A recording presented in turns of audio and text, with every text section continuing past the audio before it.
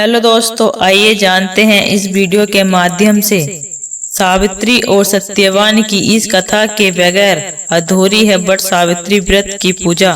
दोस्तों, अखंड सौभाग्य की प्राप्ति के लिए महिलाएं वट सावित्री का व्रत रखकर पति की लंबी आयु की कामना करती हैं। लेकिन यह पूजा सावित्री और सत्यवान की कथा के बगैर अधूरी मानी जाती है। हर साल ज्येष्ठ अमावस्या के दिन वट सावित्री व्रत रखा जाता है।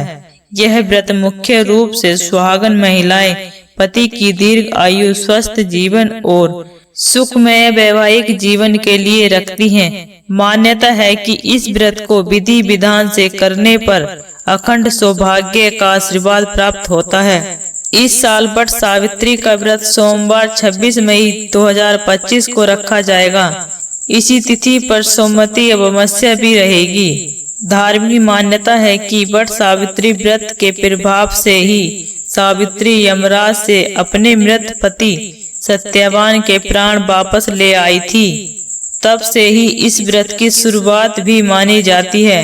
वट यानी बरगद वृक्ष के नीचे ही यमराज ने सावित्री के मृत पति सत्यवान के प्राण वापस कर दिए थे। यही कारण है कि इस दिन महिलाएं बरगद वृक्ष के नीचे एकत्रित होकर पूजा पाठ करती हैं, पेड़ की परिक्रमा करती हैं और कच्चा सूत बांधती हैं। इसी के साथ महिलाएं वट सावित्री व्रत की कथा सुनती और सुनाती हैं। इस व्रत के बिना वट सावित्री की पूजा अधूरी मानी जाती है। इसलिए पूजा में आप भी यह कथा जरूर सुने या इसका स्मरण करें। वट सावित्री व्रत कथा। वट सावित्री से जुड़ी पौराणिक कथा के अनुसार राजश्री अश्वपति की एक कन्या थी जिसका नाम सावित्री था। सावित्री का विवाह वनवासी राजा धूमसेन के पुत्र सत्यवान से तय हुआ। नारद जी ने सावित्री को बता दिया कि सत्यवान अल्प आयु है, लेकिन सावित्री विवाह का निर्णय कर चुकी थी और सच जानने के बाद भी उसने अपना निर्णय नहीं बदला। सावित्री ने समस्त राज वैभव का त्याग कर सत्यवान से विवाह किया। विवाह के बाद सावित्री सत्यवान और अपने सास ससुर के साथ एक वन में रहने लगी। एक बार सत्यवान लकड़ियां काटने के लिए जंगल गया हुआ था। तभी अचानक वह मूर्छित होकर गिर पड़ा। सावित्री ने वट वृक्ष के नीचे पति को लिटाया। ठीक उसी समय यमराज सत्यवान के प्राण लेने पहुंच गए। जैसे ही यमराज सत्यवान को लेकर जाने लगे, सावित्री भी यमराज के पीछे पीछे जाने लगी। यमराज ने कहा, हे पतिव्रता नारी, पृथ्वी पर तुम्हारा साथ अपने पति के साथ यहीं तक था, तुम अब वापस लौट जाओ। लेकिन सावित्री नहीं मानी और उसने यमराज से कहा कि जहाँ मेरे पति रहेंगे मुझे भी वहीं रहना है और यही मेरा पति धर्म है। यमराज के बहुत मना करने पर भी सावित्री नहीं मानी।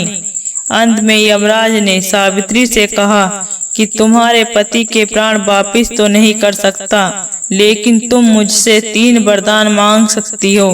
तीनों वरदानों में सावित्री ने पहले वरदान में अपने नेत्रहीन सास ससुर की नेत्र ज्योति मांगी और दूसरे वरदान में उनका खोया राजपाट मांगा और तीसरे वरदान में उसने 100 पुत्रों की मां बनने का।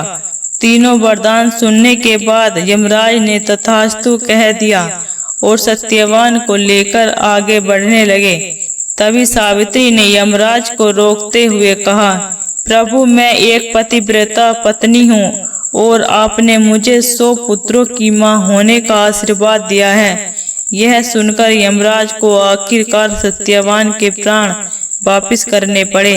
सावित्री तुरंत दौड़कर वट वृक्ष के पास पहुंच गई, जहां उसके पति का मृत शरीर पड़ा था। यमराज के आशीर्वाद से सत्यवान अब जीवित हो गए थे। इस तरह पतिव्रता, साहसी और गुणी सावित्री ने न केवल अपने मृत पति सत्यवान को पुनः जीवित करवाया, बल्कि सास ससुर की नेत्र ज्योति और ससुराल वालों का खोया राजपाट भी फिर से वापस मांग लिया। इसलिए कहा जाता है कि वट सावित्री व्रत करने वाली महिलाओं की हर मनोकामना पूर्ण होती है और अखंड सौभाग्य की प्राप्ति होती है।